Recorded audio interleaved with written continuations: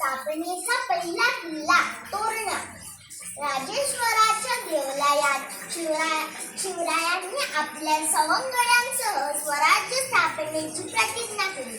दिल्लीचा मुघल बादशहा, विजापूरचा आदिलशहा सुलतान, गोव्याचे पोर्तुगीज आणि जाजीर यांचे सिद्ध अशा 4 संस्थान त्यावेळी महाराष्ट्रावर हुकूमत गाजवत होत्या. या संस्थांचा दरारा मोठा होता. त्यांच्या विरुद्ध ब्र काढायची कोणाची हिंमत नव्हती. अशा बिकट परिस्थितीत शिवरायांनी स्वराज्याचा मंत्र उच्चारला होता. कुठे शत्रूंच्या फौजांचे अफाट बळ आणि कुठे शिवरायांच्या सवंगड्यांचे अल्प बळ. पण शिवरायांचा निश्चय अढळत होता. त्यातून बळ निर्माण झाले. शिवरायांकडे पुणे, सुपे, चाकण व इंदापूर या परगण्यांची जहागिरी होती. जहागिरीतील किल्ले विजापूर दरबारातील अधिकाऱ्याच्या ताब्यात होते. किल्ल्यांशिवाय कसले आले स्वराज्य? ज्याचे किल्ले त्याचे राज्य. किल्ला ताब्यात असला की आजूबाजूच्या प्रदेशावर सत्ता चालेल. डोंगरी किल्ला म्हणजे राज्याचा एक मुख्य आधार.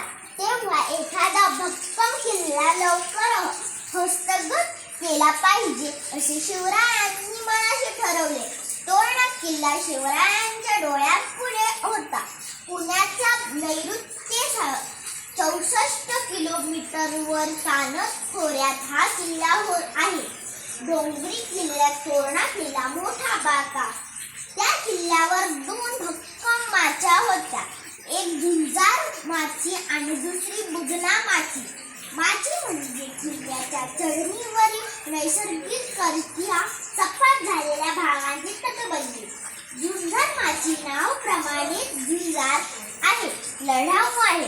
किल्ल्यावरून खाली उतरण्यासाठी एकच वाट आहे, ती आहे झुंजार माचीवरील. ही वाट अतिशय अवघड आहे. वाटेवरून चालताना जरासा तोल गेला तरी चालणार, खाली दरीत कोसळून पडणार. महाराष्ट्रातील बळकट किल्ल्यात तोरणा किल्ला गणला जातो. किल्ल्यावर तोरणजाई भिलेचे देऊळ आहे. त्यावरून त्या किल्ल्याला तोरणा हे नाव पडले.